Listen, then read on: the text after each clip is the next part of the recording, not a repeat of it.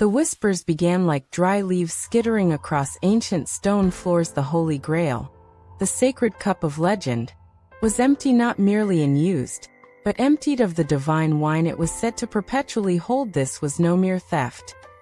It felt like a profound silence descending upon the hallowed halls where the relic resided. Knights stood guard, their faces grim masks hiding a deep, unsettling grief. Priests murmured prayers that seemed to echo hollowly in the suddenly cavernous space. The absence was a tangible chill, a sacred light extinguished, leaving behind only the cold gleam of gold and a question that hung heavy in the air. How could such grace simply vanish? Sir Gareth, younger than the seasoned knights yet bearing an old soul's weariness in his eyes, felt the loss most acutely. He hadn't guarded the Grail for decades, but he remembered the soft, ethereal glow that seemed to emanate from within it, a warmth that whispered of peace and boundless compassion. Now, staring at the empty vessel resting on its velvet cushion, he saw only a reflection of his own hollowed spirit. The world outside the chapel walls seemed grayer. The songs of birds muted. His faith hadn't shattered, but it felt fragile, like thin ice over dark water, threatened by this inexplicable void where divine presence once flowed, driven by a quiet, desperate need rather than grand quest. Gareth sought solace not in strategy rooms, but in the sun-drenched vineyards clinging to the monastery's southern slopes. There, he found Elara, the vintner's daughter, her hands stained purple from the season's last harvest. She moved between the gnarled vines with a gentle certainty, her touch coaxing life from the earth. Seeing Gareth's shadowed brow, she offered no platitudes, only a simple gesture. A wooden cup filled with water drawn from the deep, cold well the earth still gives, she said softly, her voice like the rustle of leaves. Even when the sky feels silent, days turned into weeks. Gareth returned to the vineyard, drawn by its quiet rhythm and Elara's unassuming wisdom.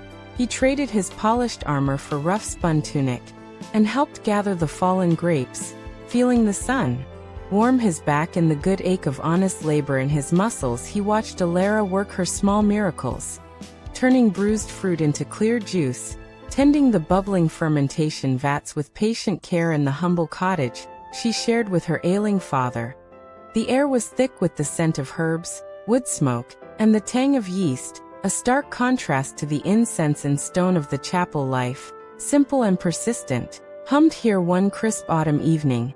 As the first frost threatened the vines, Elara's father took a turn for the worse. Fear, raw and sharp, flickered in her eyes as she brewed strengthening tisanes. Gareth, remembering the empty Grail's promise of healing, felt a pang of helplessness. Then, an impulse struck him. He quietly retrieved the sacred cup from its guarded plinth, not to steal, but to offer. He filled it not with legendary wine, but with the steaming, fragrant broth Elara had prepared kneeling by the old man's simple cot.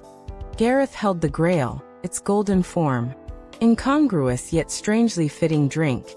He urged gently, supporting the frail man's head. Strength is here.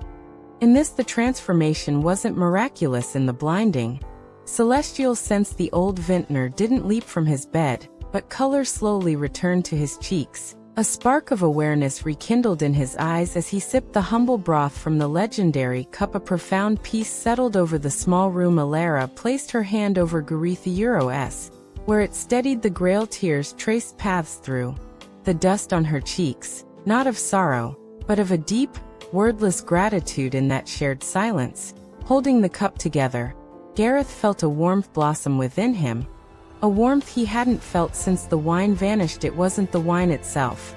It was the act, the vessel filled with simple, human compassion. Word spread, not of the Grail's wine returning, but of what transpired in the vintner's cottage. The priests came, not to chastise Gareth for moving the relic, but to witness the quiet miracle. They saw the old man resting peacefully, the Grail sitting empty now on the rough wooden table, yet seeming to radiate a different kind of light, the lingering warmth of shared humanity. They understood then the divine essence hadn't fled. It had merely changed form. The sacred wasn't confined to the liquid within the cup, but resided in the intention poured into it, in the hands that offered comfort, In the heart that chose kindness over despair, the Holy Grail was returned to its chapel pedestal. It remained visibly empty, a silent golden chalice, yet the oppressive grief had lifted. People no longer whispered of the missing wine with dread, but with a newfound reverence they understood the greater truth. The true elixir, the source of healing and hope, wasn't a magical liquid locked within gold. It was the boundless capacity for love and compassion found in every human heart, ready to be poured out, shared freely, filling any vessel, even the most humble wooden cup, or the most sacred, golden grail. With a grace more enduring than any legend, the miracle hadn't vanished. It had simply come home, residing where it always truly belonged.